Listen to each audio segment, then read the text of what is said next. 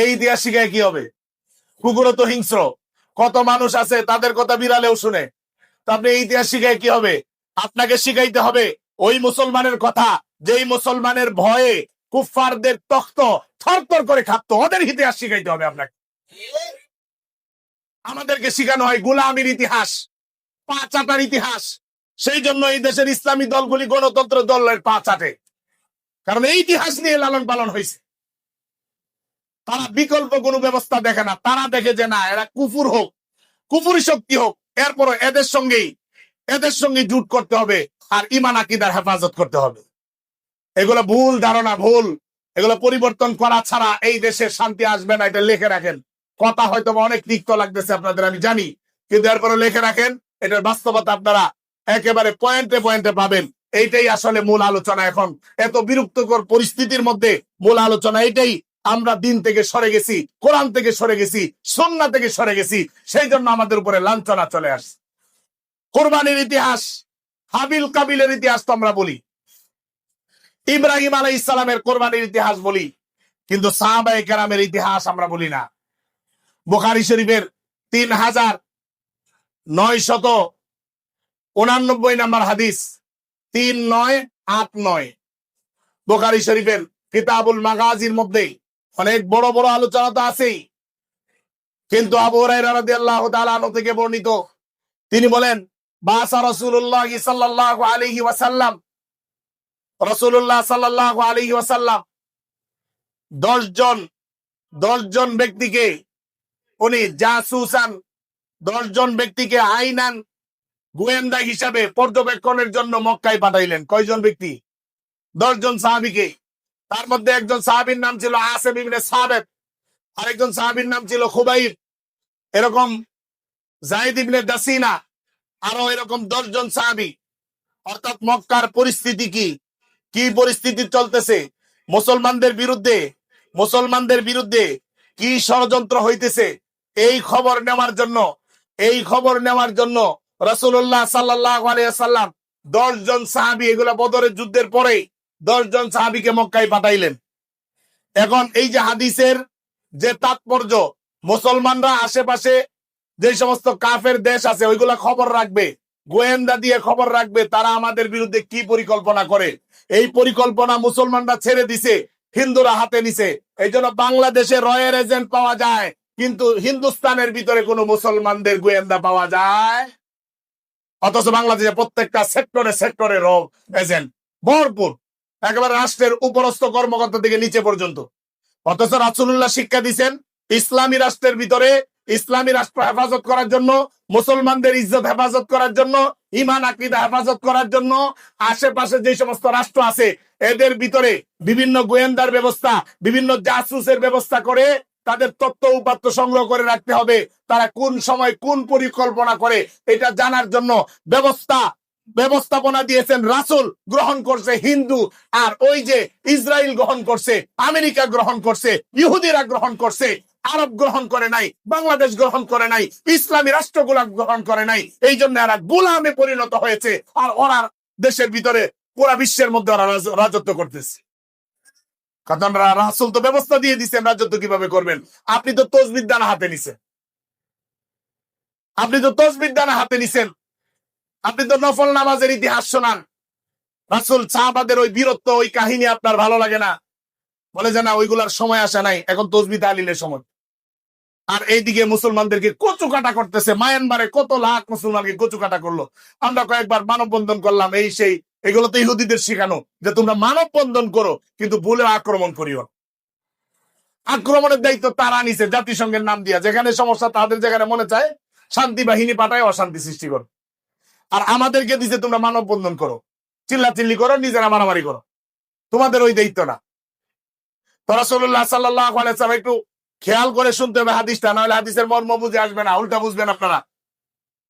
10 জন সাহাবীকে যখন পাঠাইলেন মক্কা থেকে 10 মাইল দূরে হাদ্দা নামক একটা স্থান, যখন তারা হাদ্দা নামক স্থানে পৌঁছাইলো, মক্কার ভিতরে খবর হয়ে গেল যে মদিনা থেকে কিছু গোয়েন্দা বাহিনী মক্কায় প্রবেশ করছে। তারা এই গোয়েন্দাকে হেফাজত করার জন্য, গোয়েন্দা বাহিনী থেকে বাঁচার জন্য 100 জন তীরন্দাজ, অর্থাৎ তখন তো বন্দুক ছিল না, তখন মেশিন গান ছিল না, তখন বিভিন্ন ধরনের এই যে ট্যাঙ্কের যে প্রশিক্ষণ এগুলা ছিল না, তখন তীর এটা উচ্চমানের প্রশিক্ষণ ছিল। 100 জন বড় বড় তীরন্দাজ সাহাবী এই কাফের এদেরকে ঠিক করলো কুফাররা যে এই 10 জনকে বের করো। এখান থেকে আপনাদেরকে বলি, বাংলাদেশের মধ্যে বিভিন্ন এজেন্ট আছে, কাফের কুফার হিন্দু ভারতের আছে, এদেরকে বাহির করার জন্য কয়টা প্রশাসন নিয়োগ আছে বাংলাদেশে? এই জন্য আমি সবসময় বলি, শুধু কালিমা উপরে লেখলে হবে না, কালিমা অন্তরে লিখতে হবে। শুধুমাত্র বেতন ভাতা বৃদ্ধির নামে যে না ইমামদেরকে বেতন বৃদ্ধি করে দিয়েছে, আরে ভাই ইমামদের বেতন বৃদ্ধির দরকার নাই, আগে ইসলাম কায়েম করেন, আপনি মুসলমান, কোরআন কায়েম করেন, তাহলে আপনি মুসলমান থাকবেন। রাষ্ট্রপ্রধান যে মুসলমান হয় তার দায়িত্ব কালিমা লেপন করা নয়, তার দায়িত্ব হলো কোরআন বাস্তবায়ন করা।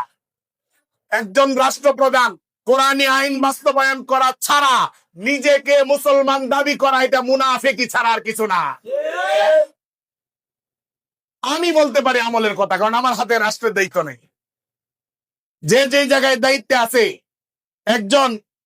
একটা গার্মেন্টস এর পিএম আছে, জিএম আছে, সে যদি গেটে এসে পাহারা দেয়, তার দায়িত্ব এটা যে না আমাদের জিএম গেটে পাহারা দেয়। আরে ভাই আপনার দায়িত্ব এটা না, পিএম এর দায়িত্ব তো এটা না। আপনার যেটা দায়িত্ব ওইটা পালন করেন, ওইটা বাদ দিয়ে আপনি অন্য জায়গায় দায়িত্ব দিলে তাহলে আপনার মূল জায়গার ভিতরে সমস্যা আছে, মূল দায়িত্ব আপনি পালন করতেছেন না। যাই হোক, 10 জন সাহাবীকে যখন পাঠাইলেন, হাদ্দা নামক স্থান যখন তারা অতিক্রম করলো, 100 জন কুফফার এদেরকে পাঠাইছে এদের পিছনে ধরার জন্য। তারা খুঁজতেছে, তালাশ করতে করতে তারা এক জায়গায় গিয়ে দেখে কিছু খেজুরের বিচি পড়ে আছে। অর্থাৎ ওই 10 জন এই জায়গায় ঘোড়া থেকে নেমে এই জায়গায় তারা, তখন এখনো তো আরবের উল্লেখযোগ্য খাবারের মধ্যে খেজুর আছে না নেই, খেজুরের বিচি তো তারা হাতে নিয়ে দেখে এগুলো তো মদিনার খেজুর। আপনারা বাজারে গেলে অনেক মুরব্বীরা আছে, বলে যে এটা তরমুজ, এটা তো বরিশালের, এটা যশোরের, এই আমটা হলো রাজশাহীর, এই আম এটা রংপুরের, এরকম অনেক অভিজ্ঞ মানুষ আছে না নাই? বলতে পারে। তো ওদের মধ্যে কিছু অভিজ্ঞ মানুষ বলে খেজুর এটি তো ইয়াসরিবের খেজুর, অর্থাৎ মদিনার খেজুর, অর্থাৎ অবশ্যই এই মদিনার 10 জন সাহাবী উঠে গেছে। এরা এদের পদাঙ্ক অনুসরণ করলো, করতে করতে এক জায়গায় গিয়ে এদেরকে ঘেরাও করলো। আসিফ ইবনে সাবিত বুঝতে পারলেন যে কাফেররা আমাদেরকে ঘেরাও করছে, তখন তারা কি করলো, লজ্জু, তারা আশ্রয় গ্রহণ করলো একটি উঁচু স্থানের ভিতরে। 10 জন গিয়ে উঠছে, চতুর্পাশে তীরন্দাজ এরা ঘেরাও করে বসছে, এবং তারা বলতেছে এই তোমরা নিচে নেমে আসো, আনজিলু আনজিলু ফাআতাকুম আইদিয়াকুম, তোমরা নিচে নামো, তোমাদেরকে আমরা বক্সে দিব, তোমাদেরকে কোনো কিছু করব না, তোমাদেরকে ছেড়ে দিব, তোমরা নিচে নামো। দেখেন ইতিহাস রাসূলুল্লাহ শিখাইতেছেন, কাফেররা সান্ত্বনার কথা বলবে, কিন্তু এদের অন্তরে কি থাকবে না, সান্ত্বনা থাকবে না। কাফেররা শান্তি বাহিনী গঠন করবে, কিন্তু শান্তি বাহিনী দিয়ে কোনো জায়গায় শান্তি প্রতিষ্ঠা করবে না। এটা এখনের ইতিহাস না, তখনের ইতিহাস। রাসূলুল্লাহ বুখারী শরীফ উল্লেখ করে দিয়েছেন, বুখারী শরীফের হাদিস, ইমাম বুখারী হাদিসটাকে নিয়ে আসছেন, এটা সহিহ, কোনো দুর্বল হাদিস না। এটা নিয়ে কোনো মারামারি নেই, মারামারি আমিন আর রফুল এদাই নিয়ে, এগুলো নিয়ে কোনো মারামারি নাই। যে ভাই তুমি যে তোমার তো কোনো শারীরিক প্রস্তুতি নাই ইসলাম মুসলমান হিসাবে, বলে এটা তো সহিহ কোনো বর্ণনা নাই, সহিহ আকীদা কি? তখন আকীদার সমস্যা। শয়তান রন্দে রন্দে আমাদের প্রবেশ করছে। তখন তাদেরকে যখন বলা হলো এই তোমরা নিচে নামো, তোমাদের সম্পূর্ণ নিরাপত্তা আমরা দিব, তোমাদের কোনো সমস্যা নাই। আসিফ ইবনে সাবিত তরুতাজা ঈমান, এরা সাহাবীদের ঈমান, এরা বলছে আমি কোন কাফেরের জিম্মাদারিতে নিচে অবতরণ করব, কারণ কাফেরকে কোনোদিন বিশ্বাস করা যায় না, এদেরকে কোনো সময় কি করা যায় না, বিশ্বাস করা যায় না। এরা আপনার সঙ্গে চুক্তিনামা করবে, কিন্তু আপনাকে চূষণ করবে, আপনাকে দিবে না কিছু, শুধু আপনার থেকে নিবে। আপনার দেশের গ্যাসের খনি পাইপ দিয়ে নিচে দিয়ে নিয়ে নিবে, আপনার দেশের তেলের খনি নিবে, আর আপনাকে ওইগুলাকে বাজারজাত করে 2-3 ডাবল বেশি দামে বিক্রি করে। এইগুলো ইহুদি কাফের এদের অঙ্গীকার। দেখেন না, ট্রাম্প কয়দিন পরে বলে যে যুদ্ধ বিরতি, পরে রাত্রে সকালে উঠিয়ে শুনি যে রাত্রে হামলা করছে। বিরতি কই গেল, সমঝোতা কই গেল? কাফের মানে বেঈমান। কাফের মানেই বেঈমান, বিশ্বাসঘাতকতায় ভরপুর। এদের ওয়াদা কোন সময় ওয়াদা ঠিক থাকে না। যাই হোক, আসেম ইবনে সাবিত বললেন, আমি এদের সাথে নিচে নামবো না। আসেমের সঙ্গে আরো আসেম সহকারে আরো 7 জন সাহাবী তারা ওই জায়গা থেকে নামলেন না। তারা বললেন, আমাদেরকে শহীদ করে দাও, শহীদ করে দাও, এবং দোয়া করলেন, আল্লাহুম্মা, হে আল্লাহ, আপনি খবর পৌঁছায় দেন আপনার নবীর কাছে যে আমরা এই দায়িত্ব পালন করতে আইসা এই জায়গায় কাফের হাতে নিহত হয়েছি, এই খবর পৌঁছায় দেন। আল্লাহ রাব্বুল আলামিন সঙ্গে সঙ্গে রাসূলের কাছে সংবাদ পৌঁছায় দিলেন। এরা শহীদ হয়ে গেল। 3 জন সাহাবী নিচে নামছে, 3 জন সাহাবী। একজন নাম হলো খুবাইব, আরেকজনের নাম যায়েদ ইবনে দাসিনা, আরেকজনের নাম উল্লেখ নাই হাদিসের মধ্যে, কোথাও পাওয়া যায় না। আরেকজন ব্যক্তি, এই 3 জন তাদের কাছে আত্মসমর্পণ করছে, তাদেরকে বিশ্বাস করছে যে না, তোমরা তাহলে আমাদেরকে ছেড়ে দিবা বা আমাদেরকে কিছু করবা না, আমরা নিচে নামে আসলাম। তারা নিচে আসলো। নিচে আসার পরে, আসার সাথে সাথে, যেহেতু আগে তীর দিয়ে হামলা হতো, এরা তীরান্দাজ, ধনুকের মধ্যে যে রশি যেটা বাঁধা থাকে, ধনুকের মধ্যে একটা রশি থাকে না তীর নিক্ষেপ করার জন্য, ওই রশিগুলা খুলে 3 জনের হাত পা বেঁধে দিছে। আগে বলছে কি, তোমরা নামও, সম্পূর্ণ নিরাপত্তা আমরা দিব, কোনো ভয় নাই। 3 জন নামলো, নামার সাথে সাথে 3 জনের হাত পা কি করলো, বেঁধে দিল। অনেক শিক্ষণীয় বিষয়। এই জন্য কাফের বেঈমান এদেরকে কোনো সময় বিশ্বাস করতে নাই, এদের চুক্তিতে কোনো সময় বিশ্বাস করতে নাই। মুসলমানরা কাফেরদেরকে অন্তরঙ্গ ভাবে কোনো সময় বিশ্বাস করতে পারে না। হ্যাঁ, বিশ্বাস প্রকাশ করতে পারে কৌশলগত ভাবে। কিভাবে?